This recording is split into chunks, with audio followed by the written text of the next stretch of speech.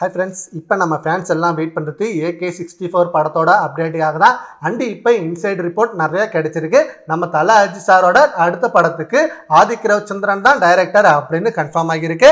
And இந்த படத்தோட அனௌன்ஸ்மெண்ட்டும் படத்தோட வேலைகளும் ஜனவரி மாதம் தான் ஸ்டார்ட் ஆக போகுது அப்படின்னு நம்ம தல அஜித் சார் இப்போ ரீசெண்ட் இன்டர்வியூவில் கொடுத்துருக்காரு. அண்டு இந்த படத்தில் யார் வில்லனை நடிக்க போகிறா, யார் மியூசிக் டைரக்டராக இருக்க போகிறா, யார் ஹீரோயின் அப்படின்னு நிறைய கேள்விகள் போயிட்டு இருக்கு. இந்த நேரத்தில் வந்த இன்சைட் ரிப்போர்ட், இந்த படத்தில் ஒரு முக்கியமான ரோலில் விஜய் சேதுபதி அப்படி இல்லைன்னா ராகவா லாரன்ஸ் இவங்க ரெண்டு பேரும் நடிக்க வைக்க தான் பேச்சுவார்த்தை போயிட்டு இருக்கு.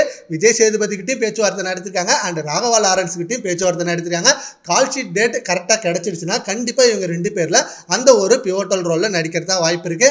அதே போல் மோகன்லால் கிட்டையும் பேச்சுவார்த்தை நடத்திட்டு இருந்தாங்க. அண்ட் ஆல்சோ ஃபீமேல் லீட் ரோலுக்கு ஸ்ரீலீலா அண்ட் சுவாசிகா இவங்க ரெண்டு பேருக்கிட்டையும் பேச்சுவார்த்தை நடத்திருக்காங்க. அண்டு கன்ஃபார்மாக மியூசிக் டைரக்டர் அனிருத் தான் அப்படின்னு அஃபிஷியலாகவே நியூஸ் வந்திருக்கு. சீக்கிரமே அஃபிஷியல் அனௌன்ஸ்மெண்ட்டில் நம்மளுக்கு செம்ம அப்டேட் கிடைக்கும்.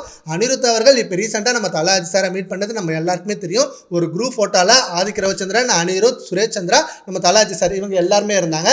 அண்டு நெக்ஸ்ட் AK64 படத்துக்கு அனிருத் தான் மியூசிக் டைரக்டர் அப்படின்னு அஜித் சார் தான் விருப்பப்பட்டு சொல்லியிருக்காரு.